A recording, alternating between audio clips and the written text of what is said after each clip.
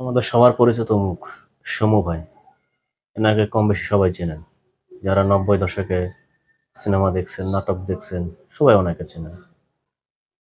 এখন কথা হচ্ছে, গতকালকে ওনাকে নিয়ে একটা অনাকাঙ্ক্ষিত ঘটনা ঘটে গেছে। আমাদের কিছু সাংবাদিক আছে, লাল সাংবাদিক, কিছু হইলেই পুরো ভাইরাল করে দেয় সবকিছু। ওনাকে যে ধরনের প্রশ্ন করা হয়েছে, উনি তো রেগে গেছে, স্বাভাবিক। ধরে তো আমার তো মনে হচ্ছে ওনার দিকে মার দেওয়া উচিত ছিল। আগে দেখেন কি ধরনের প্রশ্ন করছে। আপনার শারীরিকভাবে সুস্থ আছেন তো? আপনার কি মনে হচ্ছে? না, ঠিক আছে। তাহলে আমরা কিছু প্রশ্ন করছেন কেন? তাহলে আমরা কি আমাকে মাইরে দেখাবো যে আমি সুস্থ আছি কিনা? কোন লেভেলের সাংবাদিক এরা বুঝি না। চলেন এখন আর একটা ক্লিপ দেয়। মানুষের মাঝে পেয়েছি যে বাণী, তাই দিয়ে রয়েছি গান, মানুষের মাঝে ঢেলে দিয়ে যাব মানুষের জ্ঞান। ধন্যবাদ। দেখছেন, যে ব্যক্তি এত সুন্দর কথা বলতে পারে, সেই ব্যক্তিরে মানে কিছু সময়ের মধ্যে পাগল বানাই দিছিল প্রায়।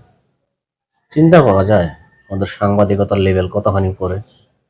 সত্যি আমরা বাঙালিরা বিনোদনের আখড়া।